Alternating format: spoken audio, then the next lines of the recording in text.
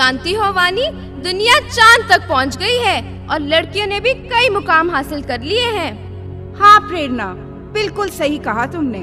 ऐसा कोई काम नहीं है जो लड़के कर सकते हैं और हम लड़कियां नहीं। फिर चाहे सरकारी नौकरी हो या फिर प्राइवेट इंस्टीट्यूशन, हर जगह हम लड़कियों को ही काम करता हुआ देखते हैं। बिल्कुल ठीक कहा तुमने अवानी। फिर चाहे फिल्म इंडस्ट्री हो या खेल का मैदान, हम लड़कियों ने अपना हर जगह पांव जमा लिया है। पर प्रेरणा, मैं सोच रही थी कि हम लड़कियों को अपने परिवार में उसी इज्जत की नजर से देखा जाता है जैसे कि एक लड़के को। अरे एक मिनट अवानी, कहीं तुम ज्योति की बात तो नहीं कर रही? बिल्कुल सही कहा तुमने, मैं ज्योति की ही बात कर रही हूँ। तो आओ चलो फिर देखते हैं कि आगे ज्योति के साथ क्या होता है।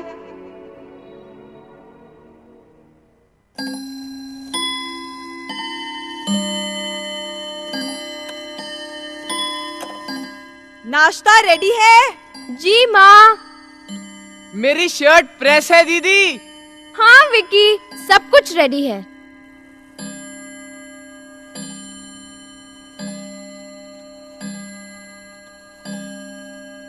अच्छा माँ, मुझे ऑफिस के लिए देर हो रही है। और हाँ, आज हमारे ऑफिस में बाहर से क्लाइंट्स आने वाले हैं, शायद थोड़ी लेट हो जाऊं। पर ध्यान से जाना। ओके पापा। Okay mom, bye dad. बेटा, ब्रेकफास्ट तो करके जाओ। नो मॉम, कैंटीन से कर लूंगा। नहीं बेटा, खाना खा के जाओ। ओके।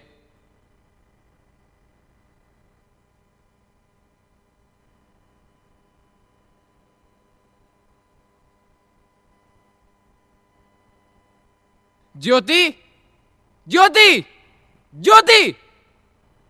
क्या बात है विकी, तुम इतने गुस्से में ज्योति को क्यों आवाज दे रहे हो? तुम्हें पता है मम्मी, आज मेरे फ्रेंड्स में मेरी कितनी इंसल्ट हुई। सारी पार्टी का मजा किरकिरा हो गया। आखिर हुआ क्या है विकी बेटा, तुम इतने गुस्से में क्यों हो? क्या हुआ विकी? तुम मुझसे पूछ रही हो? मुझसे? पहले मुझे ये बताओ कि आज दोपहर को कहाँ गई थी तुम? मैं तो ऑफिस में ही थी। झूठ बोल रही हो तुम। मेरे कॉलेज फ्रेंड्स ने तुम्हें कुछ लोगों के साथ किसी रेस्टोरेंट में देखा और तुम ये कह रही हो कि तुम ऑफिस में थी। ये क्या कह रहे हो तुम? हाँ पापा, पार्टी में सारे फ्रेंड्स यही बात कर रहे थे। पूछो इससे, गई थी कि नहीं? क्या विकी सच कह रहा है? हाँ पापा, मैं गई थी, मगर देखा, मेरे दोस्त कभी झूठ नहीं बोल सकते। अगर ये सच है ज्योति, तो कल से तुम्हारा ऑफिस जाना बंद। मगर पापा, मेरी पूरी बात तो सुनो। बस। हाँ, चुपचाप घर के काम काज करो, शादी के बाद यही काम आएंगे, समझी?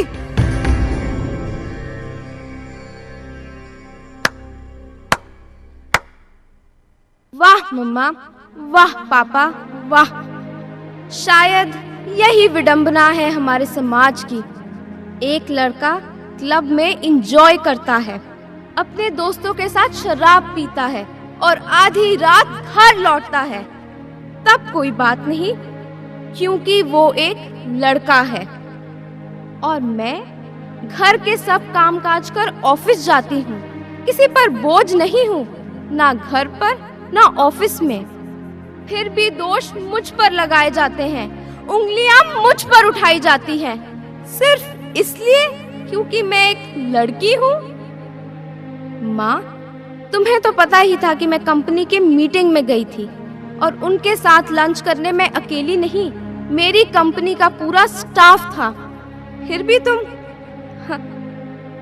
और मिस्टर विक्की, तुमने अपने शराबी दोस्तों के कहने पर अपनी बड़ी बहन पर लांछन लगाया। क्या मुझ पर जरा सा भी विश्वास नहीं? मेरे जन्मदाता होकर भी यदि आप मुझे नहीं समझ पाए पापा, तो औरों से मैं क्या उम्मीद कर सकती हूँ?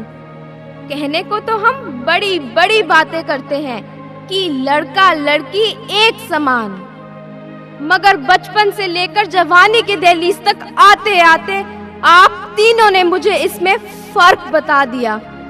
और ये फर्क सिर्फ इस परिवार तक ही सीमित नहीं, बल्कि ये हमारे देश के हर घर की कहानी है। हर समाज में पिसना सिर्फ लड़की को ही पड़ता है। उसे महसूस करवाया जाता है कि वो एक लड़की है। बस करो, अब बस करो ये लड़के लड़की का ढोंग, बंद करो ये लड़के लड़की की बातें। इस फर्क को मिटाकर सिर्फ एक इंसान समझकर हमें जीने दो, जीने दो, हमें जीने दो।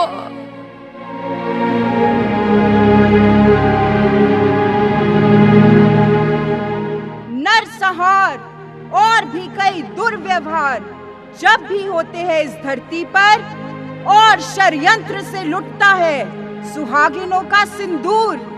शहनाइयों के घर में जब रुदाली कम आती है, तब हाय लगती है मनुवंश को इनकी। हाँ, समुद्र का हृदय भी छटपटाता है और जलजले के साथ फिर सैलाब आता है।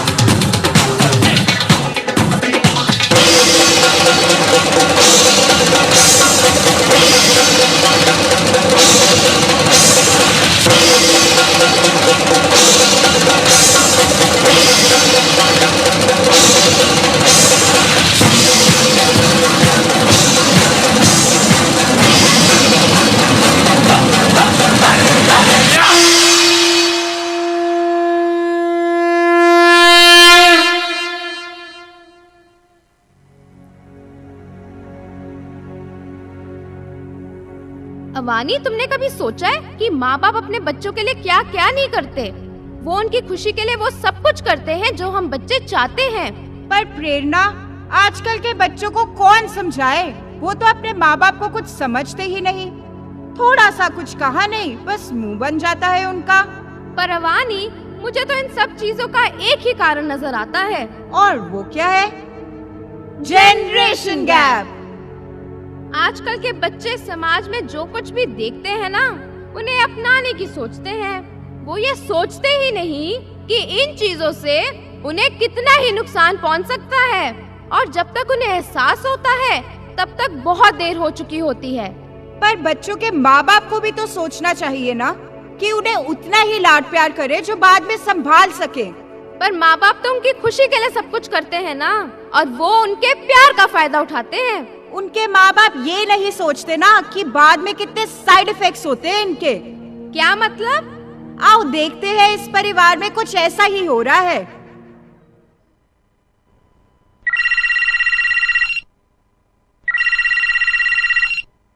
ਉਹ ਕਿਹਦਾ ਫੋਨ ਆ ਗਿਆ ਰੰਗ ਚ ਭੰਗ ਪਾਉਣ ਲਈ? ਉਹ ਬੱਲੇ ਬੱਲੇ ਭੰਡਾਰੀ ਸਾਹਿਬ, ਬੜੀ ਲੰਬੀ ਉਮਰ ਆ ਤੁਹਾਡੀ। ਮੈਂ ਹੁਣੇ ਤੁਹਾਡੇ ਬਾਰੇ ਸੋਚ ਰਿਹਾ ਸੀ। ਉਹ ਯਾਰ ਕੱਲਿਆ ਬੈਗ ਪੇਟ ਦਾ ਮਜ਼ਾ ਹੀ ਨਹੀਂ ਸੀ ਆਉਂਦਿਆ।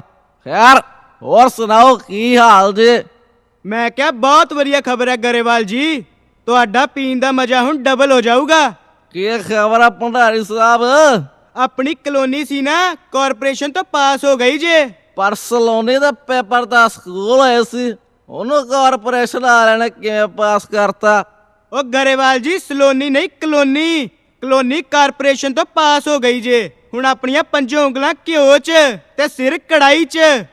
ਹੁਣ ਤੇ ਤੁਸੀਂ ਨੋਟ ਸਾਂਭਣ ਦੀ ਤਿਆਰੀ ਕਰੋ, ਨੋਟ ਸਾਂਭਣ ਦੀ। ਖਬਰ ਤੇ ਬਹੁਤ ਵਧੀਆ ਭੰਡਾਰੀ ਸਾਹਿਬ। ਜੇ ਕਲੋਨੀ ਦੇ ਨਾਲ ਆਪਣੀ ਬੇਟੀ ਸਲੋਨੀ ਵੀ ਪਾਸ ਹੋ ਜਾਂਦੀ ਹੈ ਨਾ, ਤਾਂ ਹੋਰ ਵਧੀਆ ਹੁੰਦਾ। ਉਹ ਸਲੋਨੀ ਵੀ ਪਾਸ ਕਰਾ ਲਾਂਗੇ, ਇਹ ਕਿਹੜਾ ਵੱਡਾ ਕੰਮ ਆ। ਮੈਂ ਤੇ ਇਹ ਕਹਿਣਾ ਸੀ, ਬੰਦੇ ਦੀ ਜ਼ਿੰਦਗੀ ਹੁੰਦੀ ਤੇ ਦਾਲ ਵਰਗੀ ਆ ਨਾ।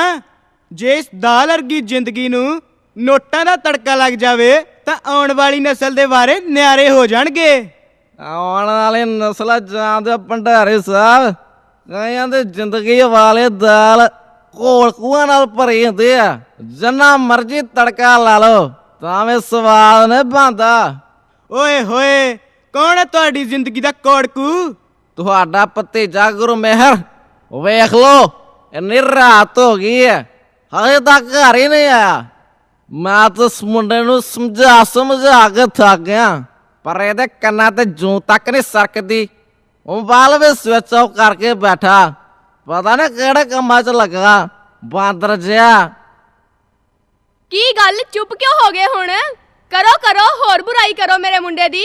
ਉੱਚੀ ਉੱਚੀ ਰੌਲਾ ਪਾ ਕੇ ਸਾਰੇ ਮਹੱਲੇ ਨੂੰ ਦੱਸੋ। ਹਾਂ, ਮੈਂ ਤਾਂ ਤੇਰਾ ਪੁੱਤਰ ਦਾ ਦੁਸ਼ਮਣ ਆ ਨਾ। ਮੈਂ ਤਾਂ ਉਹਦਾ ਕੁਛ ਲੱਗਦਾ ਹੀ ਨਹੀਂ। ਵੱਡੇ ਆਏ ਪੈਕਿਆਂ ਤੋਂ ਨਾਲ ਚ ਲੈ ਕੇ ਆਈ ਹਾਂ ਤੂੰ ਇਹਨੂੰ ਸਵਾਰ ਕੇ ਬਾ। ਪੇਕਿਆਂ ਦੀ ਗੱਲ ਨਹੀਂ ਹੈ, ਮੇਰੇ ਨਾਲ ਨਾ ਤੁਸੀਂ। ਲਓ, ਆ ਗਿਆ ਮੇਰਾ ਗੈਰੀ ਪੁੱਤਰ ਵੀ। ਪੁੱਤਰ ਤੂੰ ਆ ਗਿਆ? ਉਹ ਗੁਰਬੇਰ, ਓਏ ਆ ਤੇਰੇ ਆਉਂਦਾ ਵਾਲਾ ਕਿੱਥੇ ਰਹਿ ਨੇ ਦੇਰ? ਡੈਡ, ਮੈਂ ਤੁਹਾਨੂੰ ਕਿੰਨੀ ਵਾਰ ਕਿਹਾ ਹੈ ਕਿ ਮੈਨੂੰ ਗੁਰਮੇਹਰ ਨਹੀਂ ਗੈਰੀ ਕਿਹਾ ਕਰੋ, ਗੈਰੀ। ਮੇਰੇ ਦੋਸਤ ਮੇਰਾ ਮਜ਼ਾਕ ਉਡਾਉਂਦੇ ਨੇ। ਬਸ ਆਂਦੇ ਹੀ ਸ਼ੁਰੂ ਹੋ ਗਏ ਨੇ। ਮੇਰੇ